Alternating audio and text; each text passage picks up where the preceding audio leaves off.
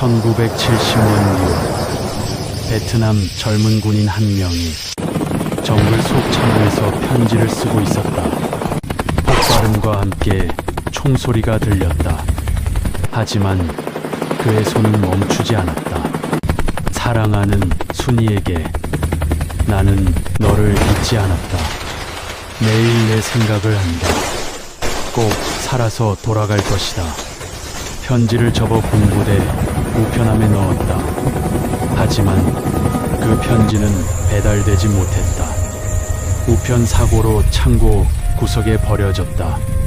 40년이 흘렀다. 2010년 한국의 작은 시골 마을이었다. 60살 할머니 순이가 혼자 살고 있었다. 매일 밤 편지를 썼다. 죽은 연인에게 보내는 편지였다. 받는 사람은 없었다. 하지만 그녀는 멈추지 않았다. 철수 오빠에게 오늘도 오빠가 보고 싶다. 나는 잘 살고 있다. 걱정하지 말라. 다음 생에 다시 만나자. 40년 동안 그녀는 그렇게 기다렸다. 편지 한 통 받지 못했지만 믿었다. 어느 날 우체국 직원이 찾아왔다. 할머니께 편지가 있다. 40년 전에 보낸 편지다. 순이 떨리는 손으로 편지를 받았다. 발신인을 봤다. 이철수. 그녀가 40년을 기다린 사람이었다. 눈물을 흘리며 편지를 뜯었다. 하지만 읽을 수 없었다. 글자가 보이지 않았다. 백내장으로 눈이 멀었다. 40년 만에 도착한 사랑의 편지. 하지만 읽을 수 없는 편지. 우체국 직원이 읽어주었다.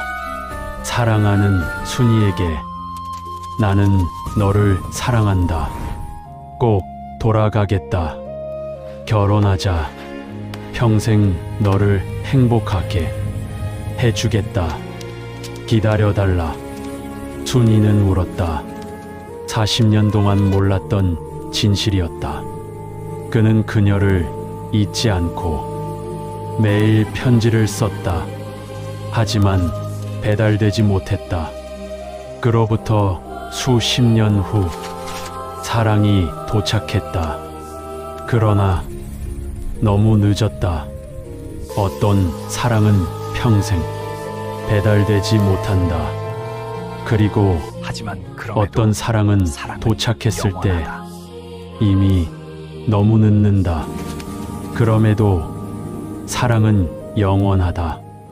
이야기 시작 전 구독과 좋아요, 응원해주세요.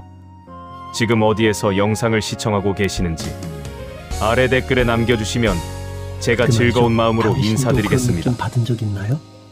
애써 설명하기보단 그냥 마음이 먼저 알아챈다는 거요. 혹시 지금도 그런 순간인가 싶어서요. 제 이야기를 들어주셔서 또 제 삶을 함께 해주셔서요. 언제나 고맙습니다. 1968년 봄이었다. 전라북도 군산시 외곽 작은 시골 마을이었다.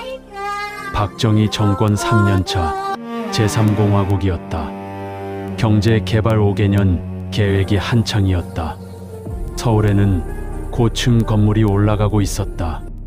경부고속도로 공사가 시작되었다. 하지만 시골은 달랐다. 여전히 가난하고 굶주렸다. 그 마을에 김순이라는 20살 소녀가 살고 있었다. 5일장이 서는 날이었다. 봄이라 날씨가 따뜻했다. 하지만 바람이 불면 흙먼지가 날렸다. 사람들이 모여드는 장터는 북적였다. 아낙네들이 채소를 팔았다. 장꾼들이 소를 끌고 다녔다. 엿장수가 가위로 엿을 잘랐다. 딸깍딸깍 소리가 났다. 아이들이 그 소리를 듣고 달려왔다. 하지만 돈이 없어서 발만 동동 굴렀다. 순이는 동생 3명의 손을 잡고 장터를 걸었다. 낡은 무명 저고리를 입었다. 남색 치마를 입었다. 치마는 기워 입은 것이었다. 천 조각을 덧대어 기웠다. 발에는 고무신을 신었다. 고무신도 낡아서 구멍이 났다. 엄지발가락이 보였다. 순이는 키가 작았다. 150cm도 안 되었다. 어릴 때부터 제대로 먹지 못해서였다. 얼굴은 햇볕에 그을렸다. 일을 많이 하고 있어서 손이 거칠었다. 손톱 밑에는 흙이 끼어 있었다. 아무리 씻어도 빠지지 않았다. 하지만 눈만은 맑았다. 순수했다. 아직 세상의 때가 묻지 않은 눈이었다. 어머니는 가판대 앞에 앉아 있었다. 멍석 위에 채소를 펼쳐 놓았다. 무, 배추, 고추, 파, 마늘이 있었다. 모두 직접 키운 것이었다. 밤낮으로 일해서 키운 것이었다. 순이야, 어머니가 불렀다. 예, 어머니. 너 오늘 장 보고 바로 집에 가거라. 동생들 밥 해줘야 한다. 늦으면 안 된다. 예, 알았어요. 쌀 사고 소금 사고 멸치 조금 사거라. 돈은 이것밖에 없다. 어머니가 동전 몇 개를 건넸다. 순이는 받았다. 손바닥에 쥐었다. 차가웠다. 동전을 세어봤다. 50원짜리 2개, 10원짜리 5개였다. 예, 걱정 마세요. 순이는 고개를 끄덕였다. 동생들을 바라봤다. 막내는 5살이었다. 이름은 순자였다. 코올리개였다. 둘째는 8살이었다. 이름은 영이였다. 말랐다. 셋째는 10살이었다. 이름은 영수였다. 남자아이였다. 키가 작았다. 모두 배가 고팠다. 아침을 굶었다. 어제 저녁도 제대로 먹지 못했다. 얼굴이 야위고 입술이 갈라졌다. 영수가 물었다. 누나, 나 배고파. 언제 밥 먹어? 조금만 참아라. 집에 가서 먹자. 근데 집에 쌀 있어. 지금 사러 가는 거다. 영희도 말했다. 누나, 나도 배고파. 엿 사줘. 저기 엿장수 아저씨 있잖아. 순이는 주머니를 만졌다.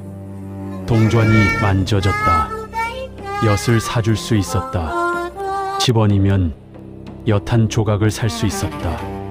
하지만 참았다. 저녁 쌀, 소금, 멸치를 사야 했다. 안 돼, 참아. 영희는 입을 삐죽거리며 삐쳤다. 순이는 미안한 마음에 가슴이 아팠다. 하지만 어쩔 수 없었다. 순자가 울기 시작했다. 순이는 순자를 안아 올렸다. 가벼웠다. 너무 가벼웠다. 제대로 먹지 못해서였다. 울지 마라. 순자야, 집에 가면 맛있는 거 줄게. 순자는 울음을 그쳤다. 순이의 어깨에 머리를 기댔다. 그때였다. 장터 한쪽에서 한 남자가 나타났다.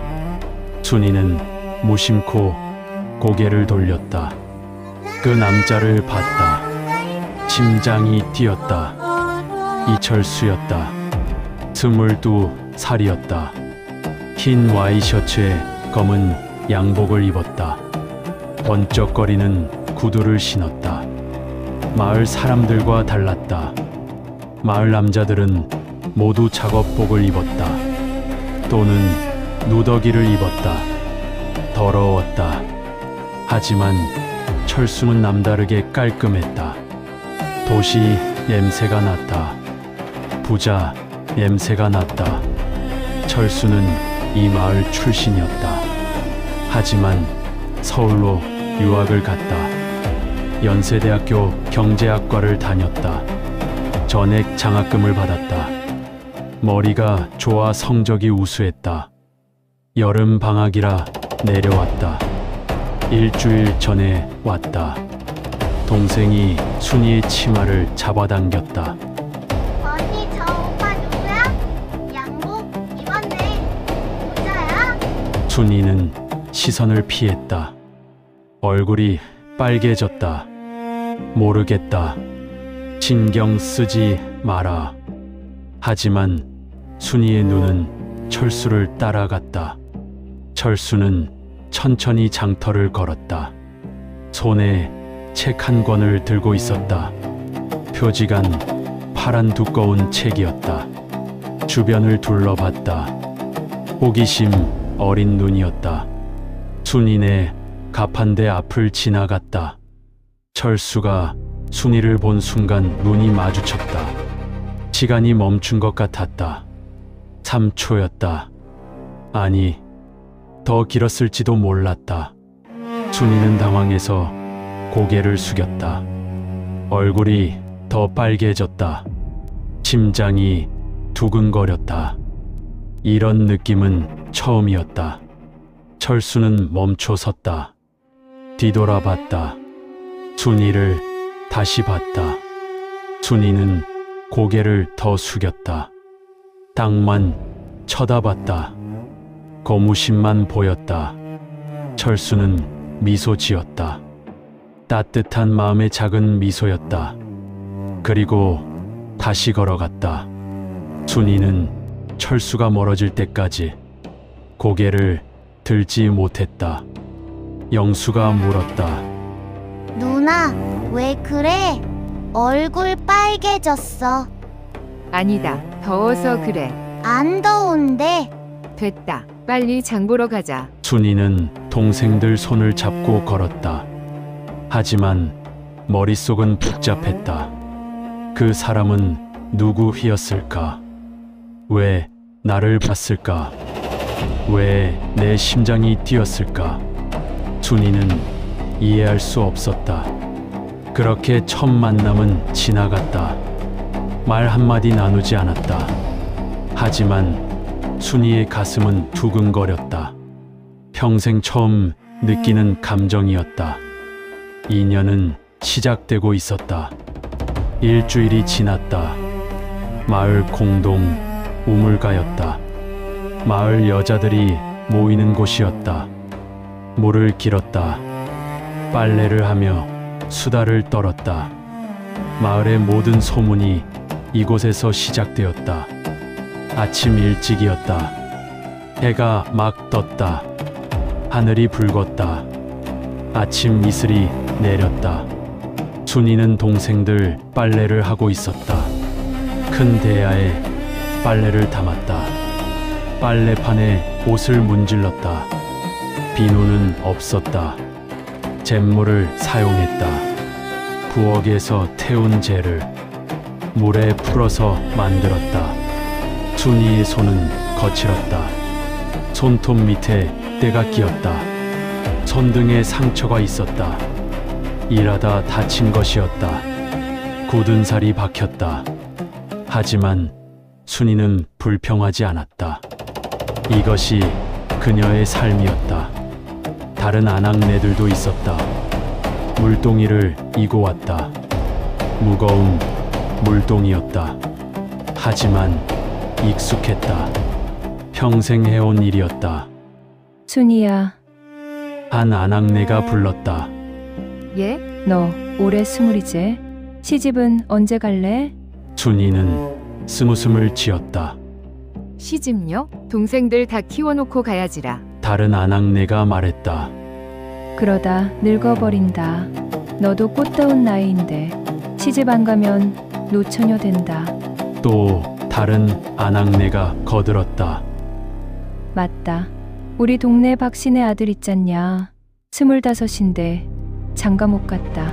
그 집 가난하긴 한데 일은 잘한다. 소개해줄까? 순이는 고개를 저었다. 아니에요. 저는 괜찮아요. 왜? 좋은 거 아니냐. 박신의 아들 착하다. 술도 안 먹고 담배도 안 피운다. 전 아직 시집갈 생각 없어요. 아낙네들이 웃었다. 에이, 저것 봐라. 아직 어리다고 생각하나 봐. 우리 20대는 벌써 애둘 낳았는데. 순이는 아무 말도 하지 않았다. 빨래만 했다. 그 시절 여자들의 삶은 고됐다. 해 뜨기 전에 일어났다.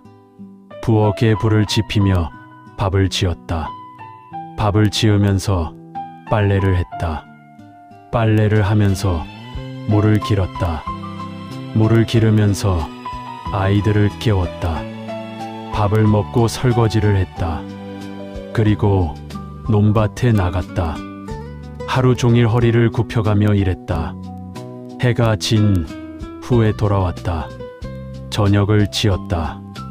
또 설거지를 했다. 아이들을 재웠다. 그리고 잠들었다.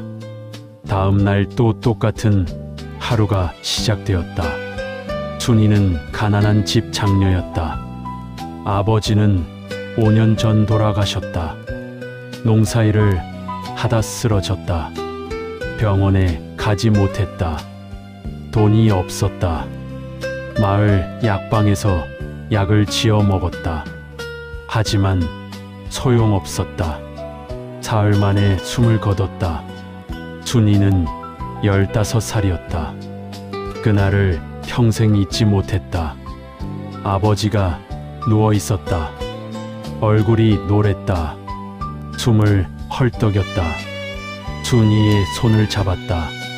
순이야, 미안하다. 아버지가 무능해서 너를 고생시켰다. 아니에요, 아버지. 동생들 잘 돌봐라. 어머니 도와드려라. 착하게 살아라. 예, 아버지. 공부 못 시켜서 미안하다. 너는 머리가 좋은데. 괜찮아요, 아버지. 그리고 아버지는 눈을 감았다. 다시 뜨지 않았다. 그날 이후 순이의 삶은 바뀌었다. 어머니는 홀로 5남매를 키웠다. 순이가 장녀였다. 동생이 넷이었다. 순이는 국민학교 2학년 때 학교를 그만뒀다. 동생들을 돌봐야 했다. 어머니를 도와야 했다. 그때부터 순이의 꿈은 사라졌다. 순이는 공부가 하고 싶었다. 선생님이 되고 싶었다. 책을 읽고 싶었지만 현실은 불가능했다. 가난이 꿈을 빼앗았다. 순이는 빨래를 마쳤다. 물동이에 빨래를 담았다. 일어나려고 할 때 철수가 나타났다. 우물가로 걸어왔다. 손에 책을 들고 있었다. 두꺼운 책이었다. 영문 제목이 적혀 있었다. 순이의 심장이 뛰었다. 아낙네들이 수군거렸다. 저 사람 누구요? 철순의 아들 아니냐?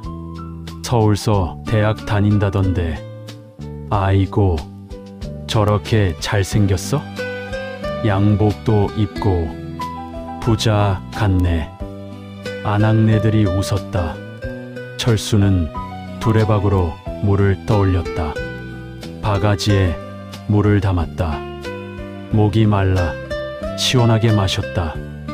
그리고 순이를 봤다. 순이는 고개를 숙였다. 하지만 철수는 다가왔다. 철수가 말을 걸었다. 순이는 놀랐다. 얼굴이 빨개진 채 고개를 들었다. 혹시 이 마을에서 오래 사셨나요? 순이는 당황했다. 말을 더듬었다. 네. 아, 예. 태어났을 때부터요. 그럼 혹시 산 너머 절 가는 길 아세요? 어르신들께 여쭈어봐도 설명이 다 다르네요. 순이는 생각했다. 절이라면 보현사였다. 산 너머에 있었다. 걸어서 1시간 거리였다. 절이요? 오연사 말씀이세요? 예, 맞아요. 거기 왜 가시려고요? 책 읽으러요. 여긴 너무 시끄럽고 절은 조용하잖아요. 공부하기 좋아요. 철수가 책을 들어 보였다. 영문 제목이 적혀 있었다. 순이는 읽을 수 없었다. 순이는 책 제목을 봤다. 이상했다. 글자가 아니었다. 외국 글자였다. 그게 무슨 책이에요? 철수가 미소 지었다.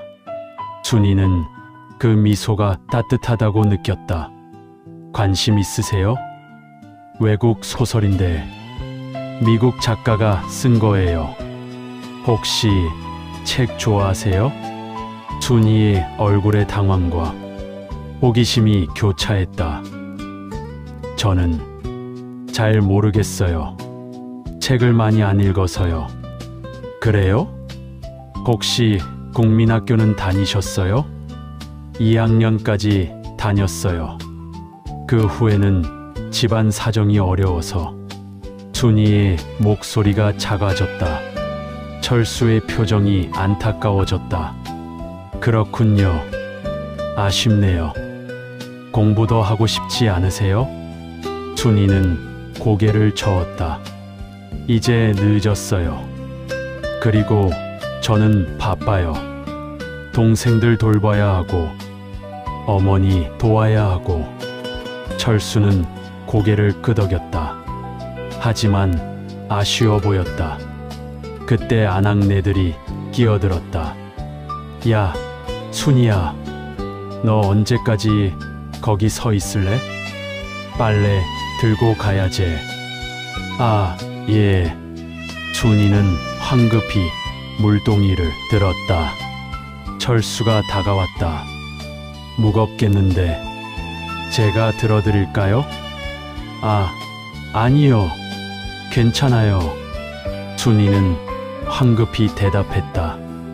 얼굴이 더 빨개졌다. 정말 괜찮으세요?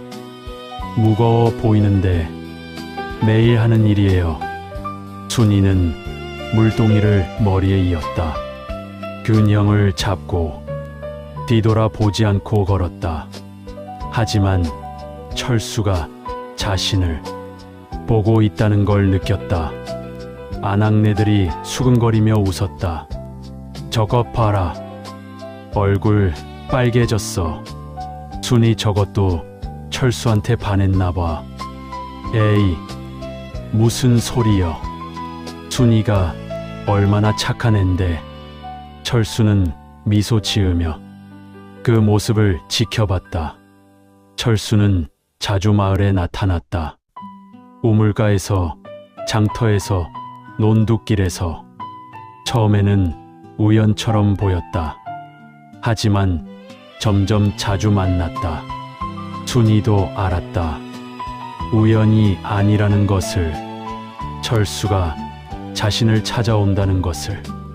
순이는 철수를 볼 때마다 심장이 뛰었다. 얼굴이 빨개졌다. 말을 제대로 하지 못했다. 하지만 싫지 않았다.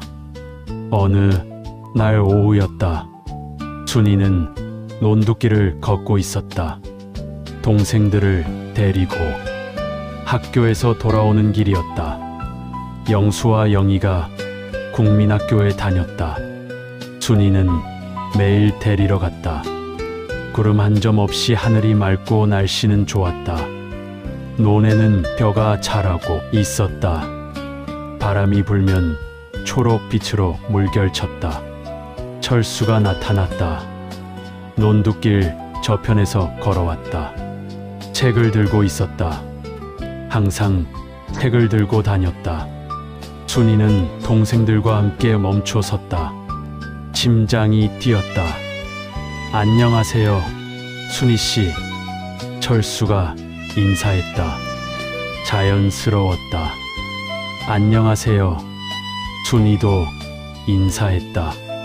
하지만 목소리가 떨렸다. 혹시 지금 시간 괜찮으세요? 잠깐 같이 걸을 수 있을까요? 순이는 주저했다. 동생들이 있었다. 마을 사람들이 볼 수도 있었다. 소문이 날 수도 있었다. 하지만 고개를 끄덕였다. 거절할 수 없었다. 동생들아, 너희 먼저 집에 가 있어라. 누나, 금방 갈게. 영수가 물었다. 누나, 저 형아는 누구야? 아는 사람이다. 빨리 가라. 영희가 킥킥 웃었다. 누나 남자친구야? 아니다. 빨리 가. 순이는 얼굴이 빨개졌다. 동생들은 킥킥거리며 앞서 뛰어갔다. 돌아보며 웃었다. 철수와 순이는 천천히 논두길을 걸었다. 바람이 불어와 벼가 흔들렸다. 초록빛이 물결쳤다. 아름다웠다. 순이는 이런 풍경을 매일 봤다. 하지만 오늘은 달랐다. 더 아름다워 보였다. 순이 씨는 꿈이 뭐예요? 철수가 물었다. 순이는 놀랐다. 아무도 물어본 적 없는 질문이었다. 꿈이요? 저 같은 사람이 무슨 꿈을 가져요? 왜요? 누구나 꿈이 있잖아요. 순이는 고개를 저었다. 저는 그냥 동생들 잘 키우는 게 꿈이에요. 어머니 건강하게 사시는 게 꿈이에요. 철수는 고개를 갸웃했다. 그게 다예요? 순이 씨 자신을 위한 꿈은요? 순이는 한참을 걸었다. 대답하지 않았다. 철수는 기다렸다. 재촉하지 않았다. 순이의 머리카락이 바람에 날렸다. 순이는 손으로 머리카락을 넘겼다. 마침내 순이가 입을 열었다. 있긴 했어요. 어렸을 때. 뭔데요? 학교에 가보고 싶었어요. 국민학교 2학년까지만 다녔거든요. 그때 글자 배우는 게 너무 재밌었어요. 선생님이 칭찬도 많이 해주셨고요. 순이의 목소리가 밝아졌다. 추억을 떠올리는 목소리였다. 선생님이 그러셨어요. 순이는 머리가 좋다고, 공부를 계속하면 훌륭한 사람이 될 거라고, 선생님이 되면 어떻겠냐고. 저는 그 말이 너무 좋았어요. 그럼요. 분명 그랬을 거예요. 근데 아버지가 돌아가시고 어머니 혼자 동생들 키우시기 힘드셔서 제가 학교를 그만뒀어요. 동생들 돌봐야 했고 집안일 도와야 했고. 순이의 목소리가 다시 작아졌다. 그때 몇 살이었어요? 15이요. 어렸네요. 예, 어렸죠.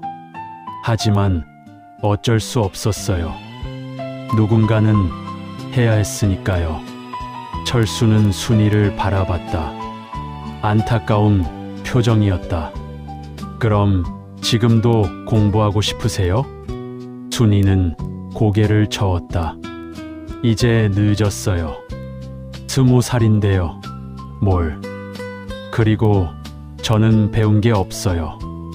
글자도 잘 못 읽고 쓰기도 서툴러요.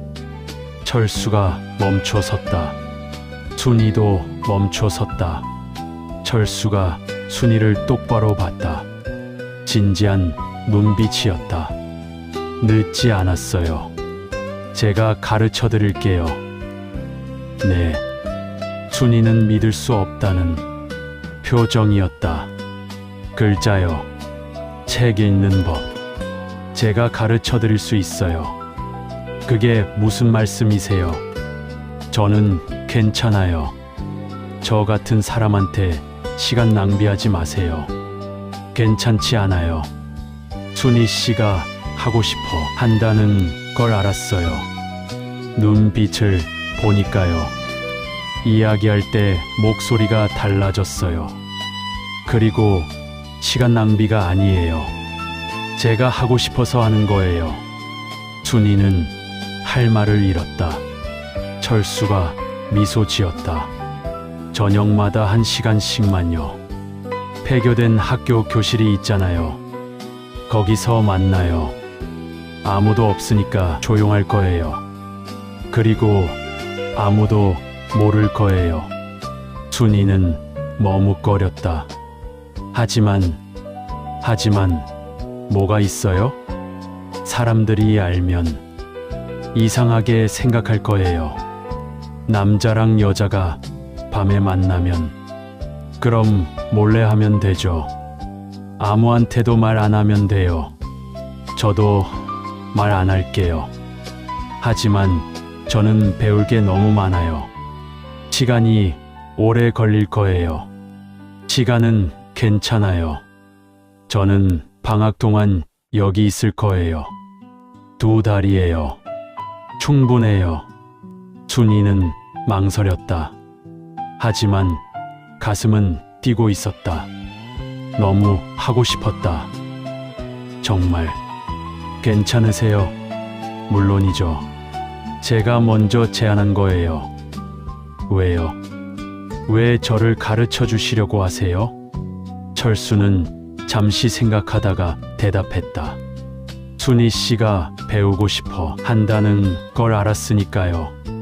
그리고 순희 씨는 배울 자격이 있어요. 누구나 배울 권리가 있어요.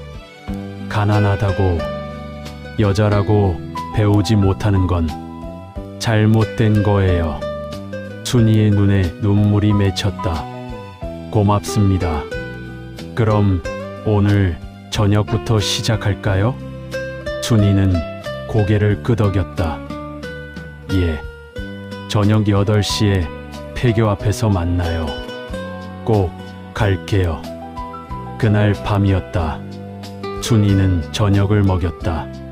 설거지를 마치고 동생들을 재웠다. 어머니에게 말했다. 어머니, 저 잠깐 나갔다 올게요. 어딜? 친구 만나러요. 이 밤에? 위험하다.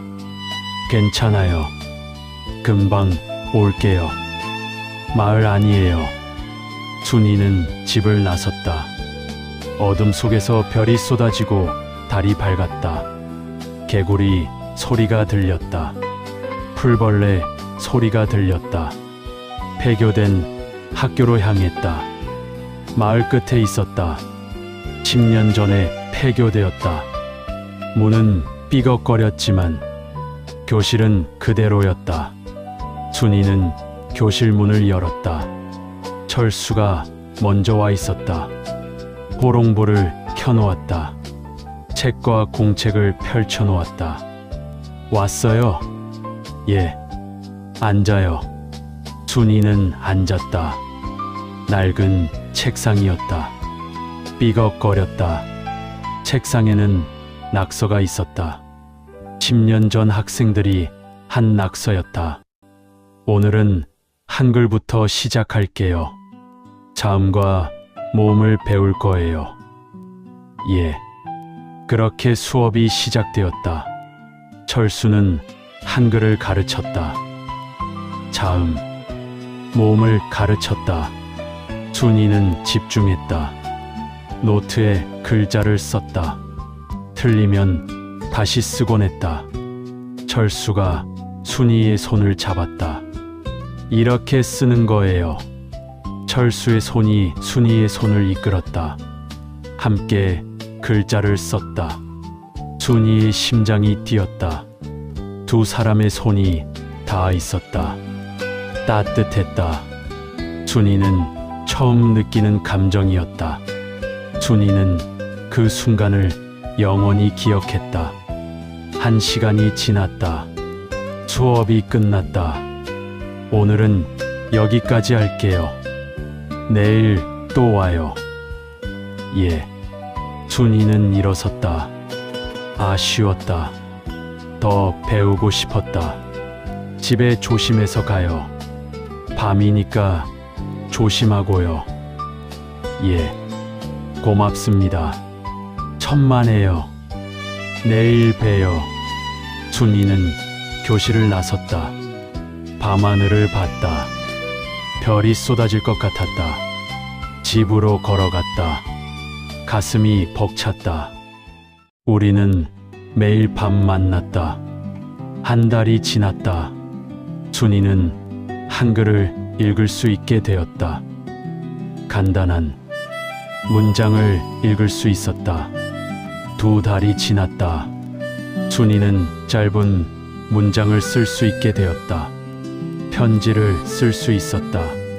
3달이 지났다. 순이는 책을 읽기 시작했다. 철수가 가져온 동화책이었다.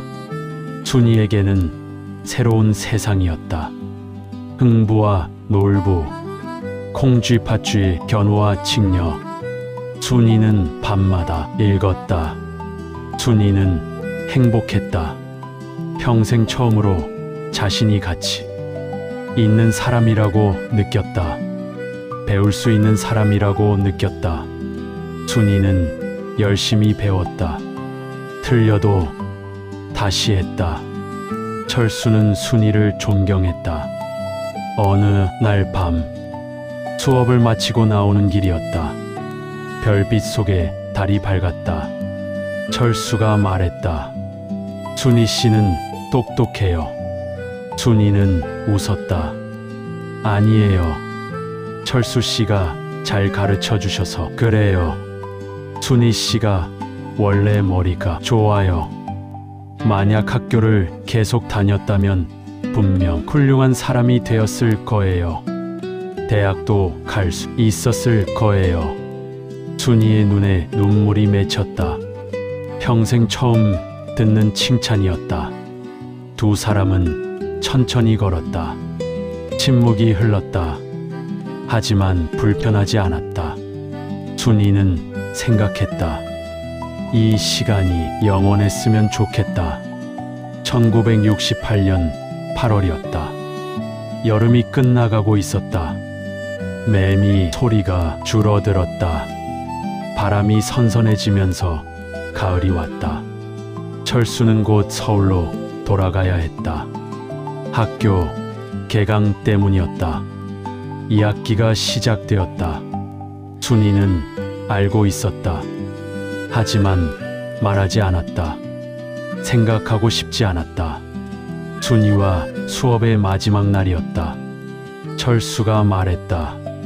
순이 씨, 오늘 수업 끝나고 잠깐 시간 있어요? 예. 같이 산에 갈래요? 별 보러요. 순이는 망설이지 않고 고개를 끄덕였다. 마을 뒷산 언덕이었다. 해가 지면서 풀벌레 소리가 더 크게 들렸다. 귀뚜라미, 방울벌레, 여치, 은하수가 하늘 가득 펼쳐져 있었다. 도시에서는 볼 수 없는 풍경이었다. 두 사람은 풀밭에 앉아 하늘을 봤다. 별이 쏟아질 것 같았다. 순이는 평생 이 마을에서 살았다. 이 하늘을 매일 봤다. 하지만 오늘은 달랐다. 더 아름다워 보였다. 철수가 입을 열었다. 순이 씨, 나 다음 주에 서울 올라가요. 순이는 대답하지 않았다. 2학기 시작되거든요. 예, 알아요. 긴 침묵이 흘렀다. 서늘한 바람에 풀잎이 흔들렸다. 철수가 순이의 손을 잡았다. 순이는 놀랐다. 하지만 손을 빼지 않았다. 철수의 손은 따뜻하면서 부드러웠다. 순이의 손은 거칠었다. 일을 많이 해서였다. 하지만 철수는 신경 쓰지 않았다. 철수가 말했다. 나 졸업하면 다시 올게요. 1년 반 남았어요. 그때까지 기다려줄 수 있어요? 순이의 눈에 눈물이 고였다. 그때 결혼해요. 순이는 놀라움에 고개를 들었다.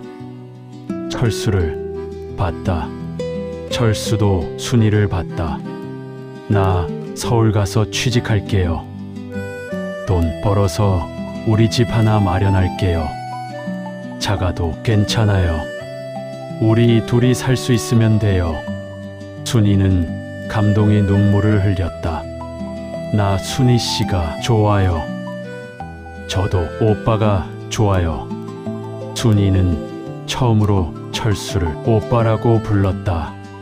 철수가 미소 지었다. 약속해요. 내가 반드시 데리러 올게요. 순이 씨 평생 행복하게 해줄게요. 철수가 순이를 안았다. 순이는 철수의 어깨에 얼굴을 묻었다. 별이 쏟아지는 하늘 아래였다.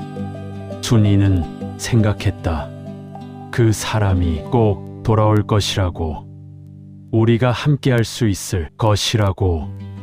하지만 운명은 잔인했다. 그들이 몰랐던 것이 있었다. 이 나라가 곧 젊은이들을 전쟁터로 보낼 준비를 하고 있다는 것을. 1969년 1월이었다. 철수가 서울로 올라간 지 5개월이 지났다. 순이는 매일 편지를 기다렸다. 하지만 편지는 오지 않았다. 전화도 없었다. 연락할 방법이 없었다. 순이는 걱정했다. 하지만 믿었다. 철수가 바쁜 것이라고. 공부하느라 시간이 없는 것이라고. 순이는 매일 일했다. 빨래를 하고 동생들을 돌봤다. 하지만 마음 한편으로는 불안했다. 혹시 철수가 나를 잊은 건 아닐까? 혹시 서울에서 다른 사람을 만난 건 아닐까? 순이는 고개를 저었다. 아니야, 오빠는 그런 사람이 아니야. 어느 날 아침이었다. 마을 우체부가 자전거를 타고 왔다. 삐걱거리는 낡은 자전거였다.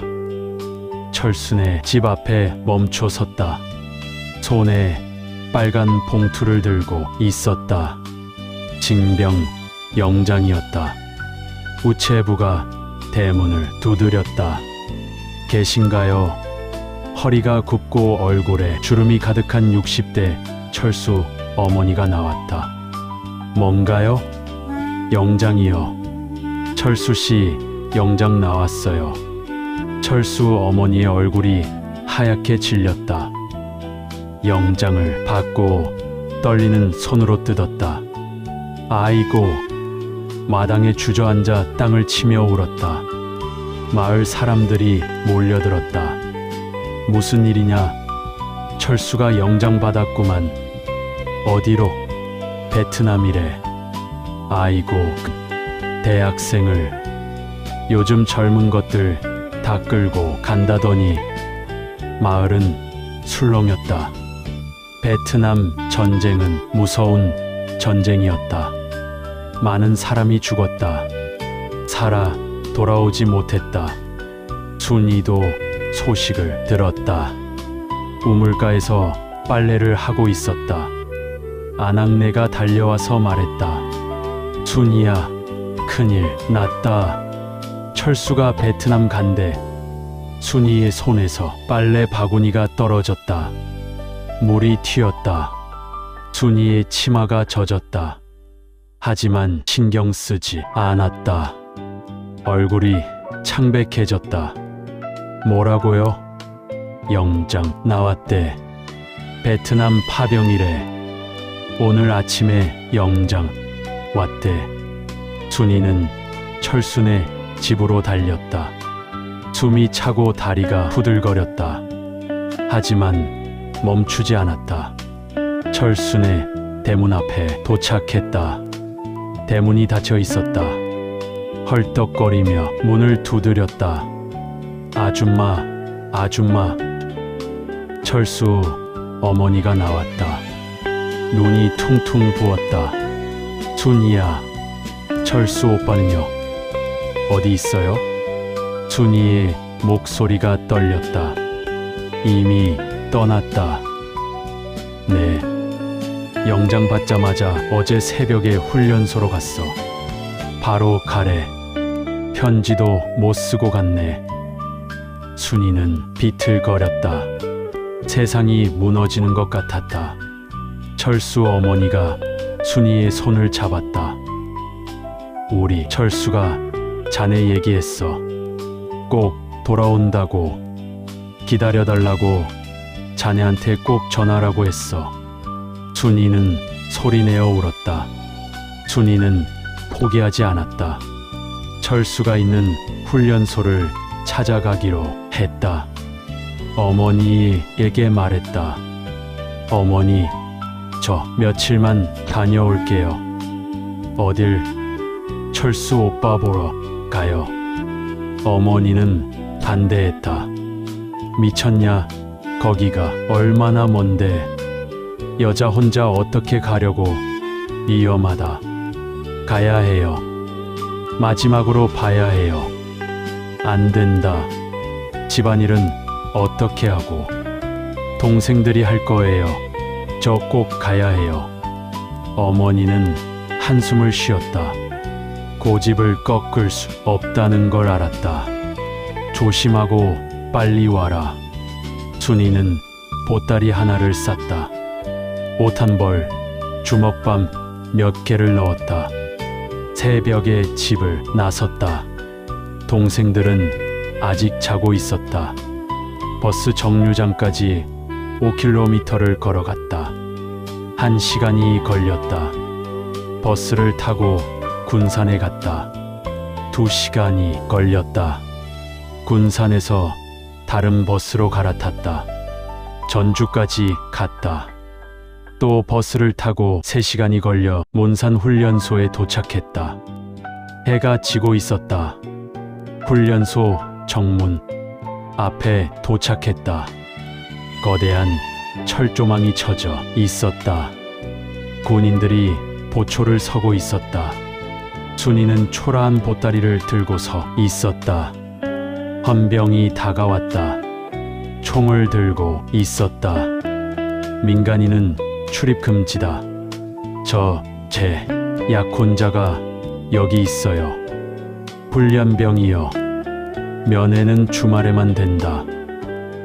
오늘은 수요일이다. 돌아가라. 하지만 안 된다고 했다. 무뚝뚝한 헌병은 돌아섰다. 순이는 어쩔 수 없었다. 부대 밖 길가에 쪼그려 앉았다.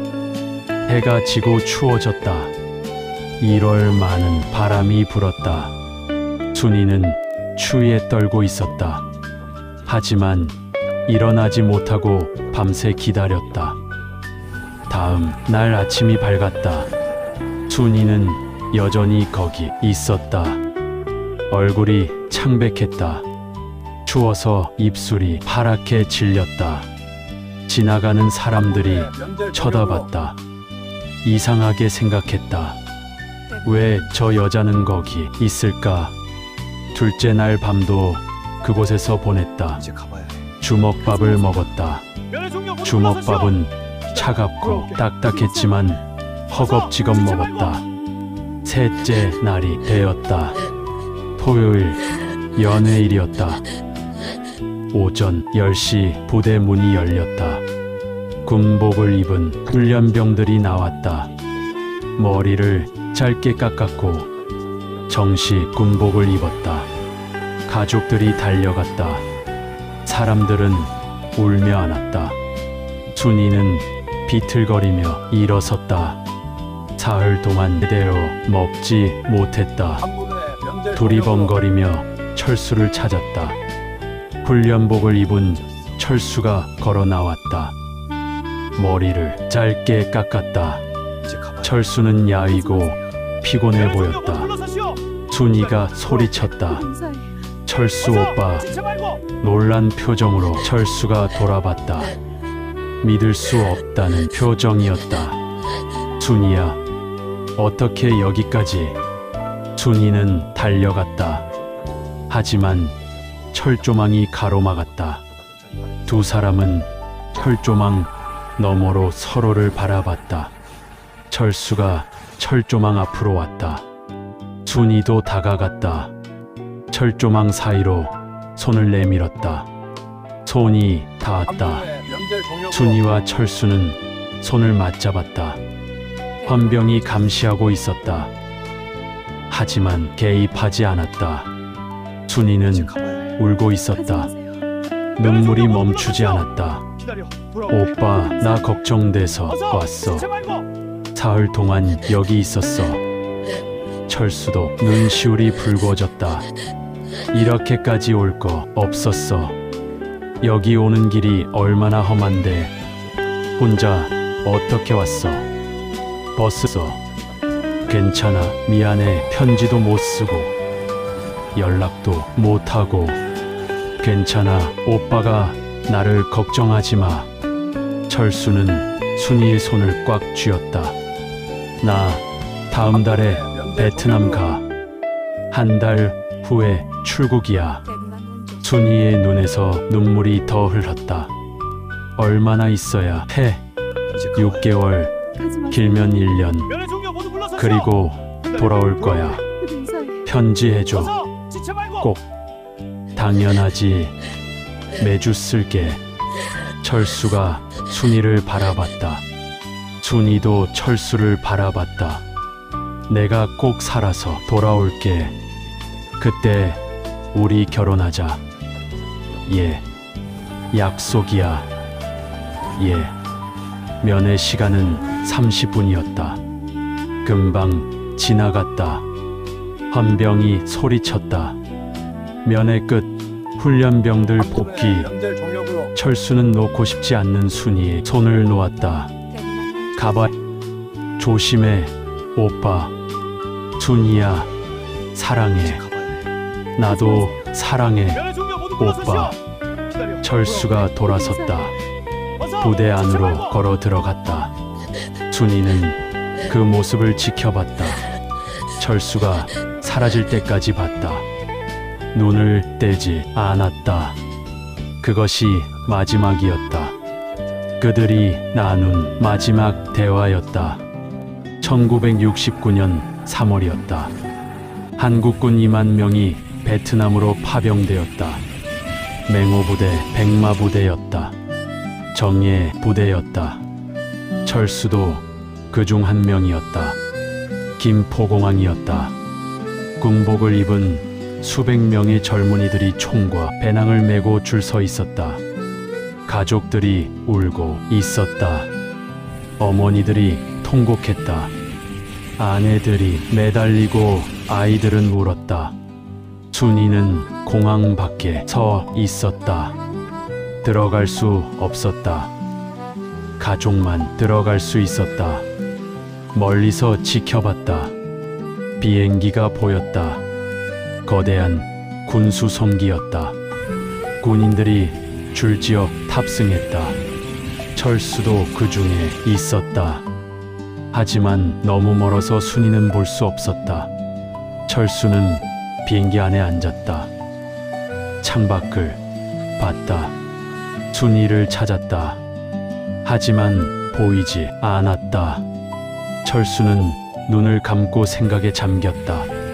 순이야, 나 지금 비행기 타려고 해. 무섭지 않아. 내가 있으니까.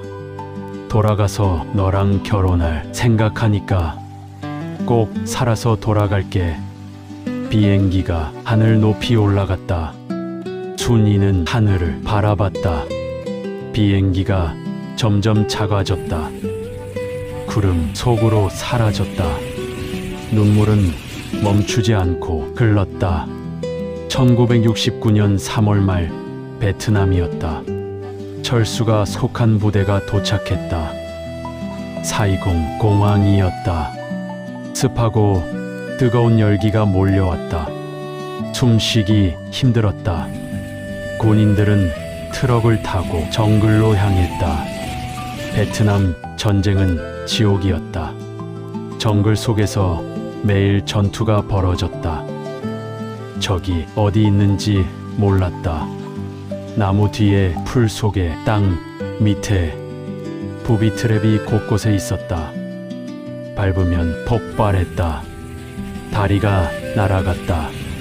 시시각각 총소리와 폭발음이 들렸다. 젊은이들이 매일 죽어나갔다. 철수는 무서웠지만 버텼다. 순이를 생각했다. 살아서 돌아가야 했다. 순이와의 약속을 지켜야 했다. 순이는 매일 우체통을 확인했다. 철수에게서 편지가 올 것이라고 믿었다. 아침마다 우체통으로 달려갔다. 빈 우체통이었다. 순이는 실망스러운 듯 우체부에게 물었다. 아저씨, 오늘도 편지 없어요? 없네요. 없어. 정말 없어요. 없다니까. 혹시 잃어버린 거 아니에요? 야, 이 사람아. 내가 우편물을 왜 잃어버려? 없으면 없는 거다. 순이는 돌아서서 집으로 걸어갔다. 한두 달이 지나도 편지는 오지 않았다. 순이는 점점 지쳐갔다. 어머니가 말했다. 순이야, 이제 그만 잊어라. 전쟁터에서 무슨 편지를 쓰겠냐. 죽을까 봐 그것도 걱정인데. 아니에요. 오빠는 꼭 편지 보낼 거예요. 약속했어요. 순이는 찰떡처럼 믿고 있었다. 그러면서도 마음 한켠으로는 불안했다. 혹시 철수가 다쳤을까? 혹시 죽었을까? 밤마다 악몽을 꿨다. 철수가 피를 흘리며 쓰러지는 꿈을, 철수가 죽는 꿈을. 깨어나면 식은 땀을 흘렸다. 하지만 순이는 몰랐다. 철수가 편지를 쓰고 있다는 것을, 실제로 편지가 존재한다는 것을. 베트남 광남성 전 지역이었다. 1969년 12월이었다. 철수는 차무 안에 있었다. 깊어가는 밤, 총소리가 멀리에서 가까이로 폭발음과 함께 요동쳤다.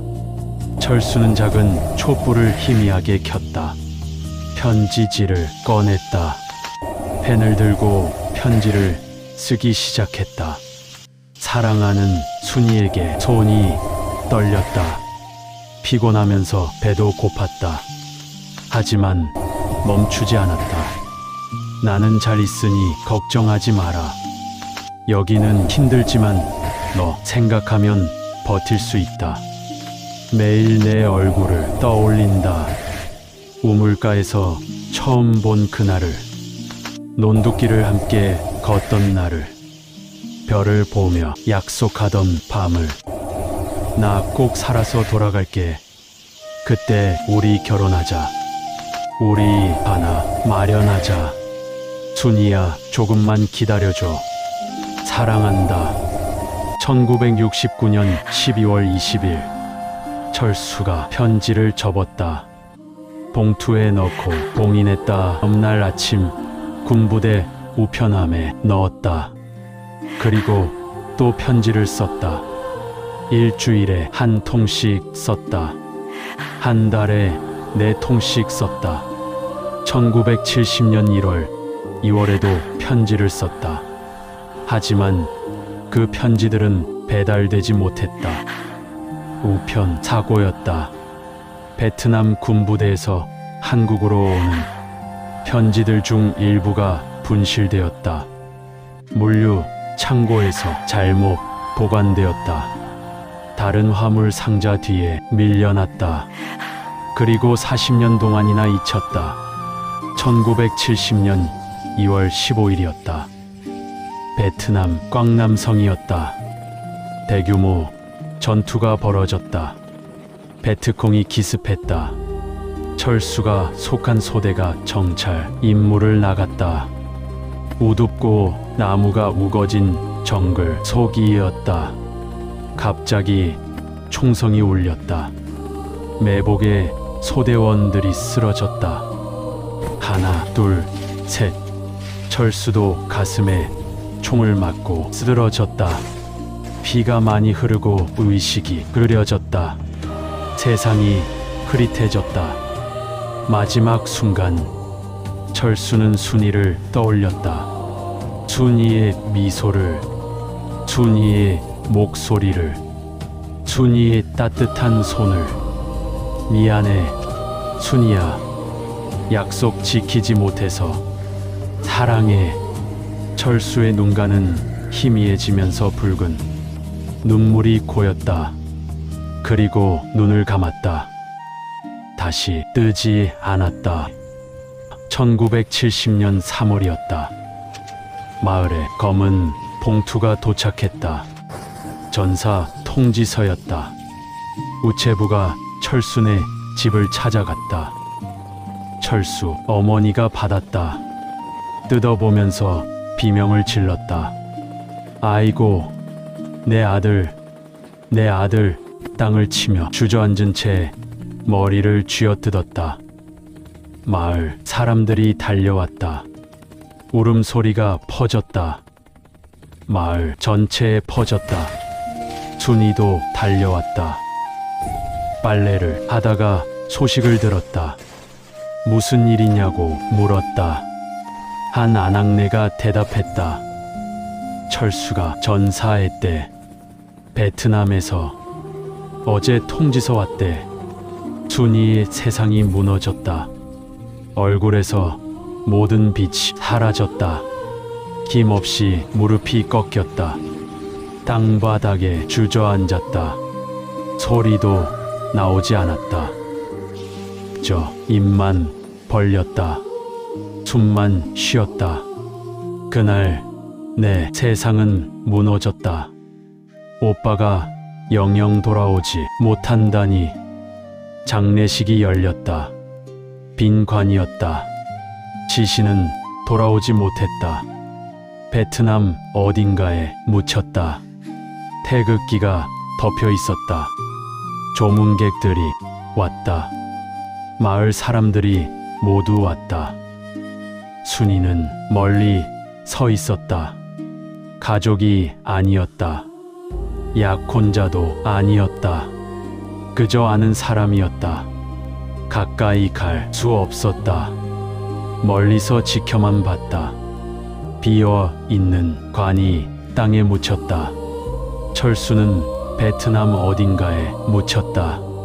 순이는 돌아서서 넋 나간 아이처럼 집으로 걸어갔다. 걷고 또 걸었다. 집에 도착해 방문을 닫고 큰 소리로 울었다. 사흘 밤낮을 울었다. 먹지도 잠을 자지도 않았다. 어머니가 걱정했다. 동생들이 걱정했다. 하지만 순이는 문을 열지 않았다. 마을 사람들이 말했다. 순이야, 이제 신 차려라. 살아야지. 너도 시집 가야 한다. 좋은 사람 만나라. 순이는 고개를 끄덕였다. 예, 알겠어요. 하지만 마음속으로 결심했다. 나는 시집 가지 않겠다. 내 마음은 이미 한 사람 것이다. 평생 그 사람만 사랑하겠다. 1970년대가 흘러갔다. 순이는 동생들을 키우며 혼자 살았다. 그리고 영수, 영희, 순자, 동생들 모두를 결혼시켰다. 어머니를 간병했고 1975년 어머니가 돌아가셨다. 병으로 돌아가셨다. 순이는 혼자 남았다. 작은 집을 얻어 살았다. 부엌 하나였다. 낮에는 남의 집 일을 도와주었다. 밭일과 빨래, 청소를 해주었다. 밤에는 혼자 저녁을 먹었다. 그리고 편지를 썼다. 죽은 철수에게 보내는 편지였다. 철수 오빠에게. 오늘도 오빠가 보고 싶다. 하늘이 맑았다. 오빠가 좋아하던 날씨다. 나는 잘 살고 있다. 걱정하지 마라. 오빠도 하늘나라에서 편히 쉬어라. 편지를 쓰고 접었다. 봉투에 넣지 않았다. 보낼 곳이 없었다. 서랍에 넣었다. 서랍에는 편지가 쌓여갔다. 1980년이 되었다. 순이는 32살이 되었다. 시집갈 나이는 진작 지났다. 마을 사람들은 수근거렸다. 순이는 참 기고한 팔자다. 아직도 그 옛날 남자모 잊었대. 순이는 신경 쓰지 않았다. 1990년이 되었다. 순이는 42이 되었다. 머리가 희끗희끗 새기 시작했다. 허리가 굽었다. 하지만 여전히 혼자였다. 여전히 편지를 썼다. 2000년이 되었다. 순이는 52이 되었다. 마을은 변했다. 젊은이들은 모두 떠났다. 노인들만 남았다. 순이는 여전히 그 집에 살았다. 여전히 편지를 썼다. 사람들은 순이가 미쳤다고 말했다. 죽은 사람 못 잊고 산다. 하지만 순이는 알았다. 이것이 사랑이라는 것을. 시간이 지나도 변하지 않는 것. 2010년이 되었다. 순이는 60살이 되었다. 이제 할머니였다. 머리는 완전히 새하얗게 셨다. 허리가 많이 굽었다. 그리고 눈이 침침해지면서 백내장이 왔다. 글자가 잘 보이지 않았다. 돋보기를 써도 흐릿했다. 하지만 여전히 편지를 썼다. 어느 날 남동생 영희가 도시에서 찾아왔다. 이제 살이 되었다. 누나, 이제 우리 집으로 가. 혼자 여기서 뭐하냐? 순이가 대답했다. 나는 여기가 좋다. 너희 도시 가면 답답하다. 동생이 물었다. 누나, 아직도 사람 생각하냐? 순이가 미소 지었다. 늙으니까 더 생각난다. 동생은 한숨을 쉬었다. 알았다. 누나, 고집은 못 꺾는다. 그래도 몸 조심해라. 동생이 떠났다. 순이는 혼자 저녁을 준비했다. 밥상 하나를 차렸다. 창밖으로 해가 졌다. 같은 해 2010년 가을이었다. 서울 외곽에 있는 오래된 우체국이 철거되기로 결정되었다. 1970년대에 지어진 건물이었다. 폐쇄된 지 20년이 넘었다. 철거 인부들이 들어갔다. 건물을 정리하기 시작했다. 창고가 있었다. 먼지가 두껍게 쌓여 있었다. 인부 하나가 말했다. 이거 다 버려야 되나? 다른 인부가 대답했다. 일단 정리 좀 하고 혹시 중요한 거 있나 확인해봐. 인부들이 창고 안으로 들어갔다. 낡은 상자들이 쌓여 있었다. 한 인부가 구석에서 나무 상자를 발견했다. 이거 뭐지? 상자를 열었다. 편지, 봉투 수십 통이 쏟아져 나왔다. 누렇게 바랜 편지들이었다. 이거 편지네. 다른 인부가 다가왔다. 버려야지 뭐. 첫 번째 인부가 편지를 자세히 봤다. 잠깐, 이거 우편 소임 봐봐. 1970년 베트남 부대 우편. 진짜네. 이거 배달 안 된 편지들인가 보네. 어떡하지? 신고해야 하는 거 아냐? 인부는 우체국 본사에 전화했다. 며칠 후였다. 우체국 직원 박민수가 배정받았다. 30대 초반이었다. 편지 묶음을 받았다. 11통이었다. 모두 같은 발신인이었다. 이철수, 이병. 수신인은 김순희. 주소는 전라북도 군산시 외곽 마을이었다. 민수는 컴퓨터로 검색했다. 그 마을은 아직 존재했다. 민수는 차를 몰고 오후가 되자 그 마을에 도착했다. 노인글만 있는 낡은 마을이었다. 민수는 마을 어르신에게 물었다. 혹시 김순이라는 분 아세요? 60대 여자분일 텐데요. 어르신이 대답했다. 아, 순이. 알지. 저 골목 끝에 혼자 산다. 아직도 여기 계세요? 그럼 평생 저기서 살았지. 불쌍한 여자다. 젊은 나이에 애인 잃고 평생 혼자 살았다.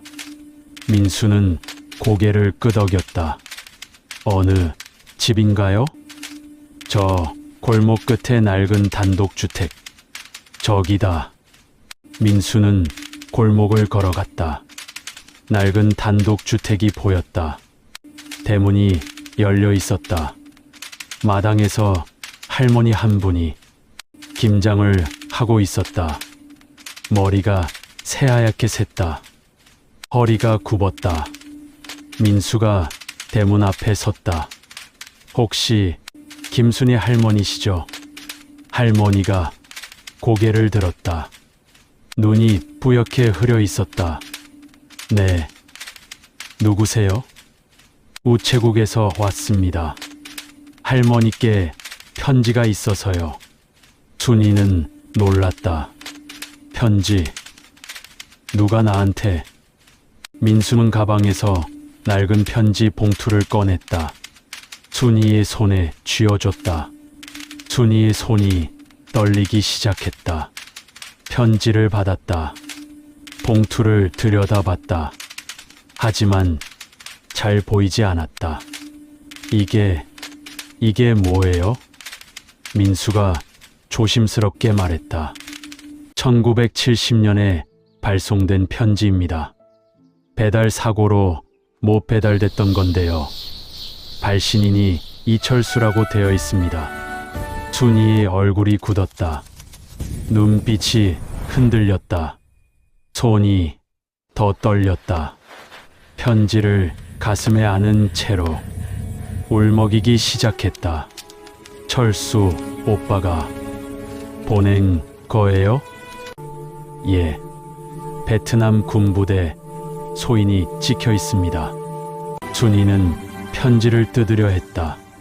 하지만 손이 떨렸다.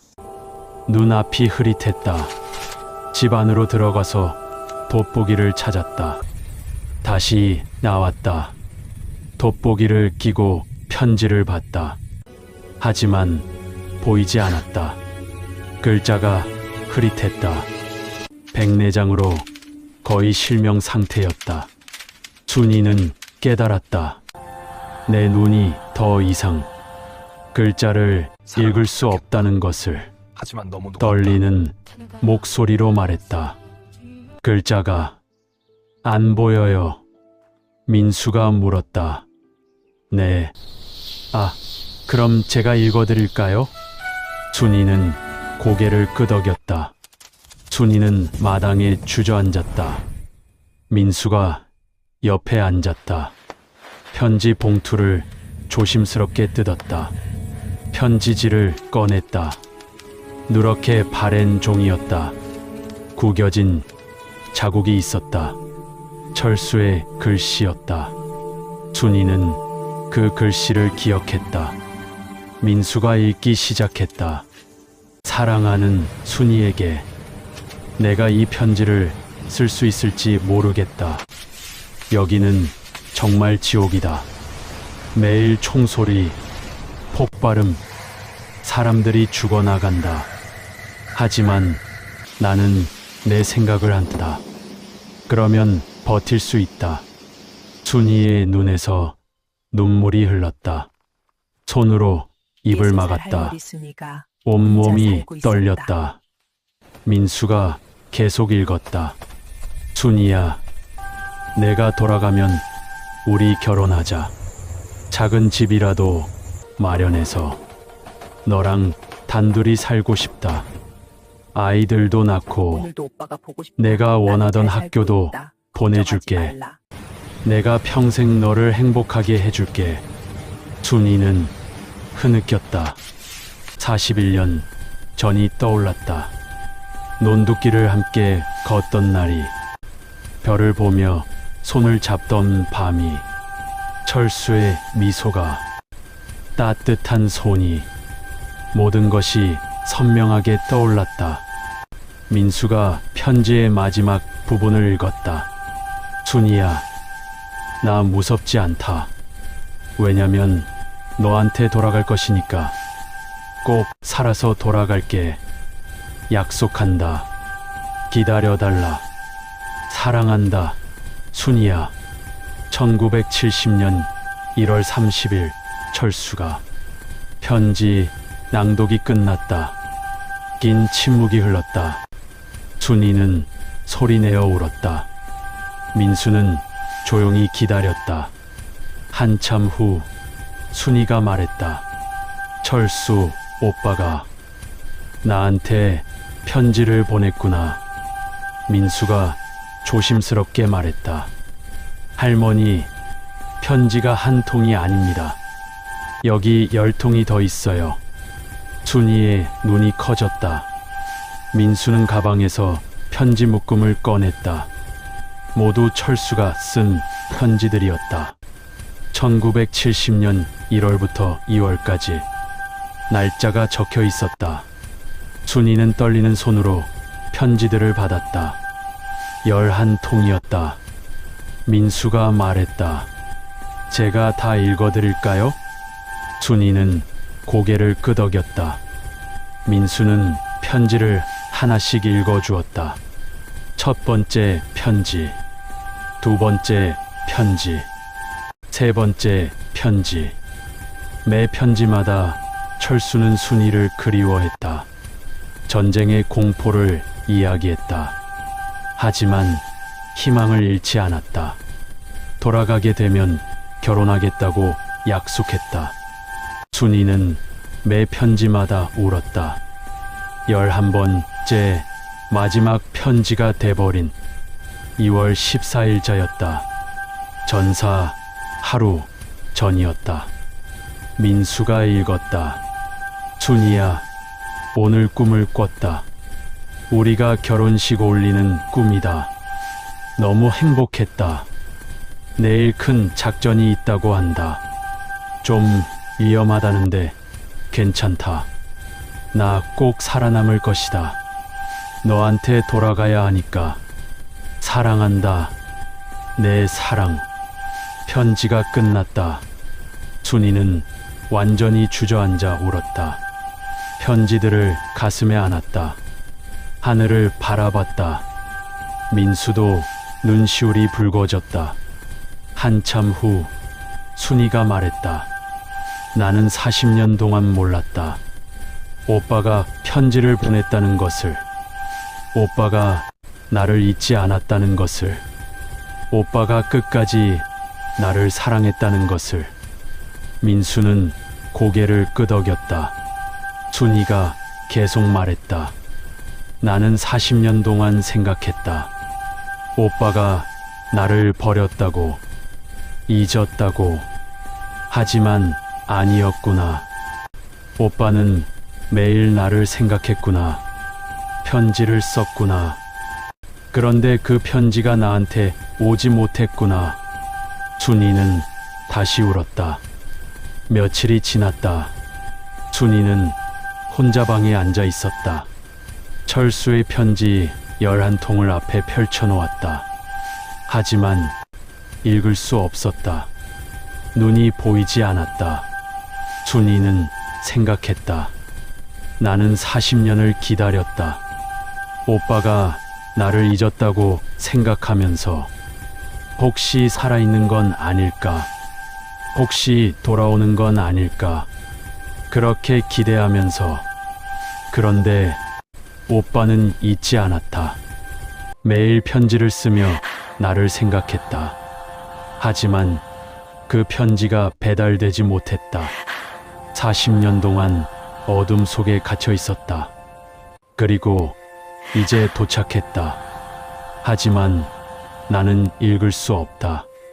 준이는 서랍을 열었다. 자신이 쓴 편지들을 꺼냈다. 수백 통이었다. 40년 동안 쓴 편지들이었다. 보낸 적 없는 편지들이었다.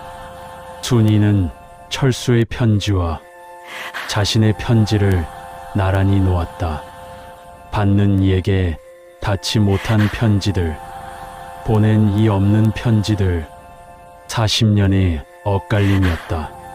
두 사람은 서로에게 편지를 썼다. 40년 동안. 하지만 그 편지들은 결코 만나지 못했다. 준이는 혼잣말로 말했다. 나도 매일 편지 썼다, 오빠. 당신한테.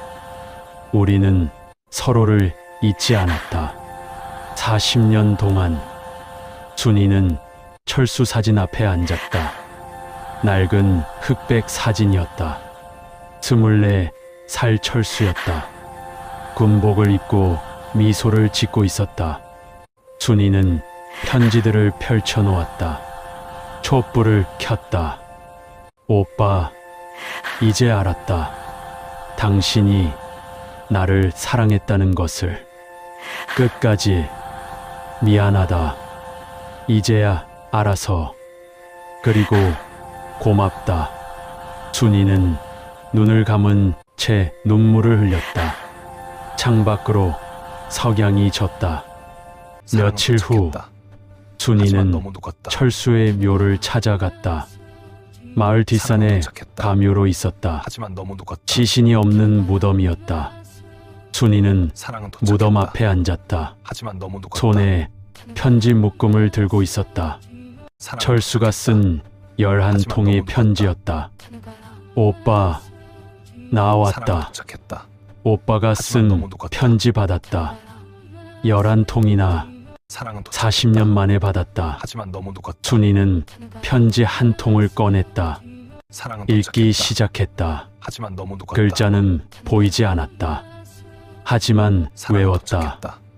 민수가 읽어준 것을 모두 기억했다. 사랑하는 순이에게. 나는 너를 사랑한다. 꼭 돌아가겠다. 준이는 모든 편지를 읽었다. 1시간이 걸렸다. 다 읽고 나서 말했다. 오빠, 이제 내가 다 외웠다. 글자는 안 보이지만 마음으로 읽을 수 있다. 매일 밤 읽을 것이다. 우리 다시 만날 때까지. 준이는 편지들을 가슴에 안았다. 하늘을 바라봤다. 석양이 지고 있었다. 구름이 붉게 물들었다. 새 한 마리가 날아갔다. 준이는 미소 지었다. 어떤 사랑은 평생 배달되지 못한다. 편지가 길을 잃는다. 시간이 지나간다. 사람들은 잊는다. 하지만 사랑은 사라지지 않는다. 어딘가에 남아있다. 그리고 어떤 사랑은 도착했을 때 이미 너무 늦는다. 받는 사람은 늙었다. 눈이 멀었다. 하지만 그럼에도 사랑은 전달된다.